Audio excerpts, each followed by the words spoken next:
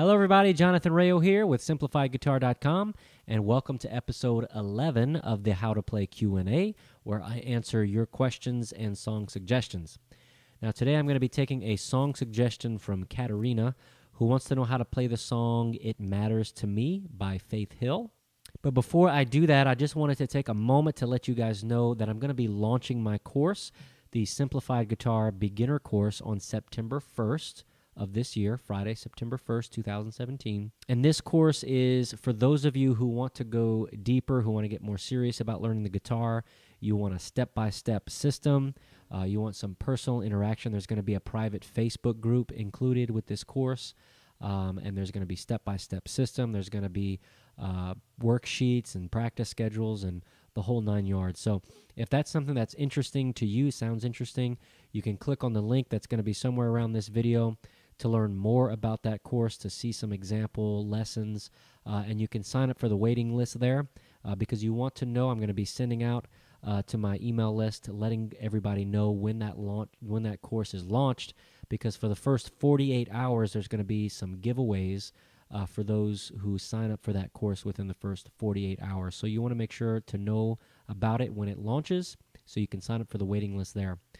All right, now let's go ahead and tackle this song. All right, so I went to Google and I typed in It Matters to Me, Faith Hill, chords, and I clicked on the first link that showed up, and this is what I get. Now, they have the song here in the key, well, using the D chord family with the capo on the 4th fret. Now, what I'm going to do is I'm going to transpose this to the E chord family, and I'm going to use my capo here on the 2nd fret, which that's going to put it in the key of F sharp, which is the original key of the song that Faith Hill sings it in. Now, if you want to do something similar in terms of transposing songs that you find online, you can use this transposing cheat sheet, which I have in my free ebook on my website. So what we're going to do is we're going to use this cheat sheet to go from the key of D to the key of E, right? Or from the D chord family to the E chord family. So basically we have, we have D, B minor, G, A, so that's 4 chords, and then we have this F sharp right here, so that's 5 chords, and that's going to be all 5 chords for the whole song. So those 5 chords we're going to change. So if I pull up that transposing cheat sheet, we're going from D, so let's find D and E that are together. So we got D here at the bottom, and we have E here.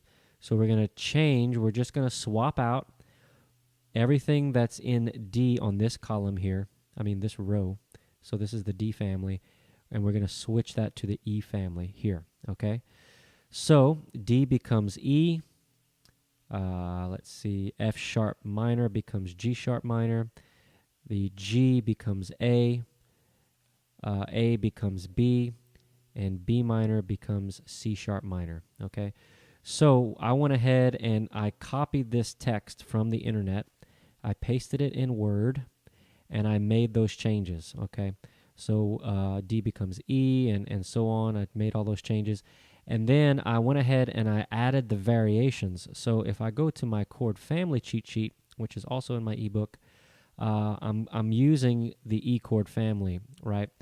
So I'm using these variations. So instead of the traditional A, I'm using the A2 variation. And instead of the traditional B, I'm using this B suspended variation. So you'll notice that that I typed it up that way here on this sheet instead of now you can get away with just playing. You can just do a traditional A, and you could do a traditional B if you wanted to. But I like to do the variations that are here because they bear a lot of similarities to the root of the chord. So in this case, we're playing in the E chord family. This is our root chord, the E chord.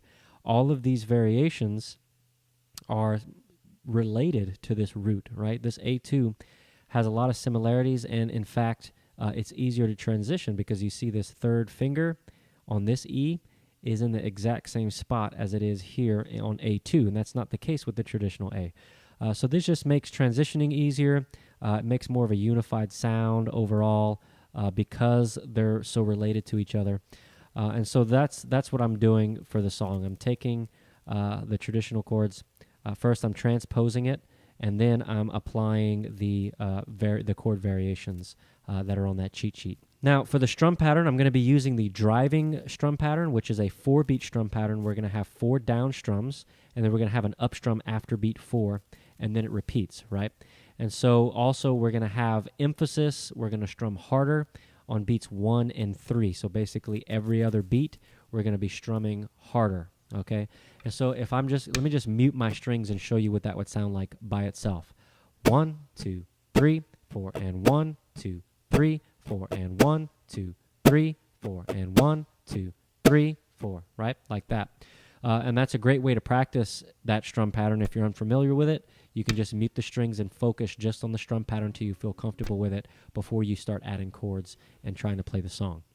All right, so let me go ahead and play the song for you. Again, I'm using the E chord family with my capo on the 2nd fret.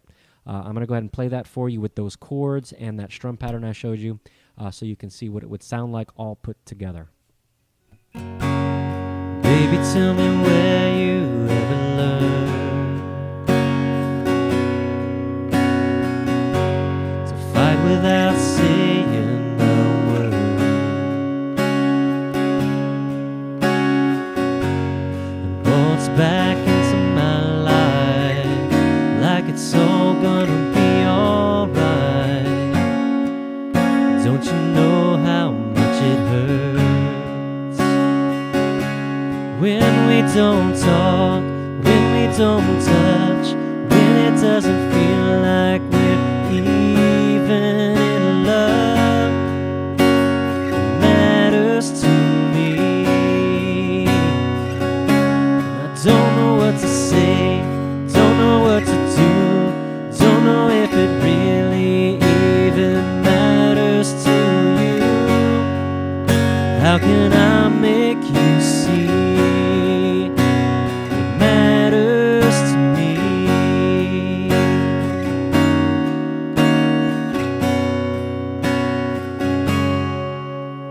All right, and for those power chords, that B and that C sharp minor, you can use your middle finger here, your 2nd finger, to just touch that low E string, because that low E string is not part of those 2 chords. So if you use that middle finger that's not doing anything to mute it, it won't resonate while you're strumming. So that's a nice little trick I like to use. All right, Katerina, I hope you found that helpful. I hope that's useful for you. If anybody else has any questions or song suggestions, you can either leave those in the comments down below, or you can head on over to simplifiedguitar.com/ask, and you can submit those questions and song suggestions there. All right, I hope to see you in another lesson. Take care.